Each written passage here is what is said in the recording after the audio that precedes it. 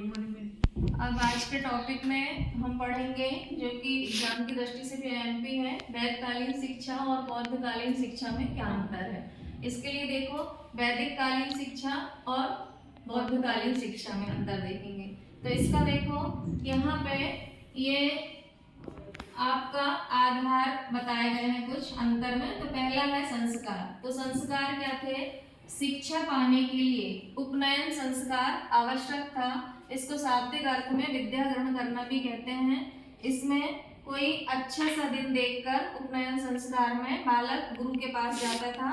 बालक जो गुरु जो थे वो कुछ मंत्र देते थे बालक को, और एक एज निर्धारित थी इसमें, और उसके अनुसार इनको शिक्षा ग्रहण के लिए, मतलब जैसे अपन स्कूल में प्रवेश देते हैं उस तरह से इनका उपनयन संस्कार करके बालक को पढ़ाने के लिए प्रवेश दिया जाता था। इसके बाद प्राथमिक शिक्षा के लिए प्रवज्जा संस्कार था। बौद्धकालीन शिक्षा में प्राथमिक शिक्षा के लिए प्रवज्जा संस्कार था, उच्च शिक्षा के लिए उपसंपदा संस्कार था।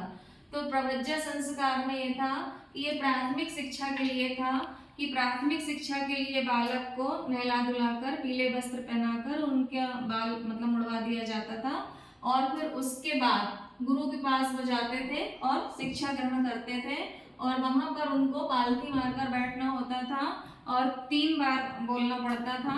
तो 3 बार वो क्या बोलते थे? बौद्ध शरणं गच्छामि, धम्म शरणं गच्छामि और संघ शरणं गच्छामि। इस तरह से यदि वो बोल देते थे तो प्रवज्जा संस्कार के बाद उनको प्राथमिक शिक्षा में प्रवेश दे दिया जाता था।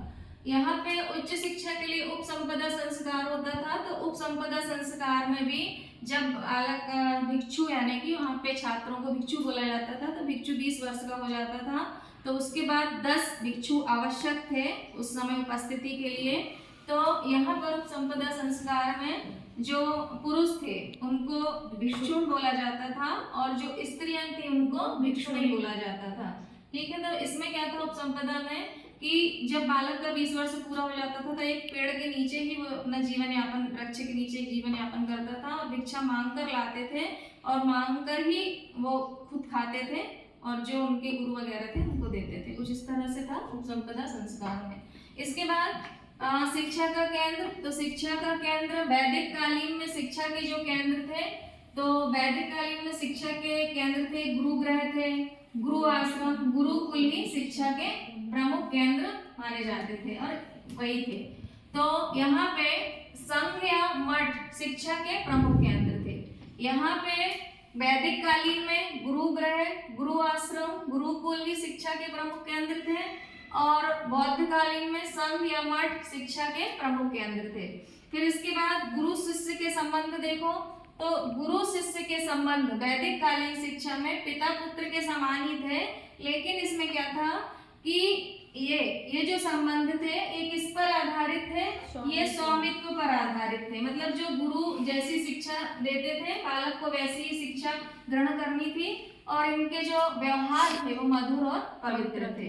यहाँ पर बौद्धकालीन शिक्षा में गुरु शिष्य संबंध पिता एवं पुत्र के समान थे। ये संबंध प्रजातांत्रिक सिद्धांत पर आधारित थे, मधुर, पवित्र और बिल्कुल निष्पक्ष थे।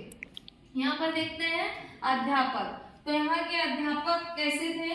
तो यहाँ पर वैदिक काल में जो ब्राह्मण थे, जो ब्राह्मण या पंडित हुआ करते थे, मतलब वो ही अध्यापक होते थे। कौन सी शिक्षा में? वैदिक कालीन शिक्षा में। लेकिन बौद्धकालीन शिक्षा में क्या था? जो विद्वान थे, यानी कि जो उनको विशेष ज्ञान था, विद्वान थे वेदों के या अन्य ग्रंथों के, उनको ही वो ही अध्यापक होते थे। और इसके बाद यहाँ पर जो शिक्षा का माध्यम था वो क्या था? संस्कृत भाषा। किसमें? वैदिक कालीन शिक्षा में जो माध्यम शिक्षा का था वो क्या था? संस्कृत भाषा। और यहाँ पर बौद्ध कालीन में जो शिक्षा का माध्यम था पाली भाषा थी और देसी भाषाएं थी, ये शिक्षा का माध्यम थी। इसके बाद शिक्षा, तो शिक्षा मौखिक बोलकर ही प्रदान की जाती थी, मौखिक शिक्षा थी, वेदों पर आधारित थी।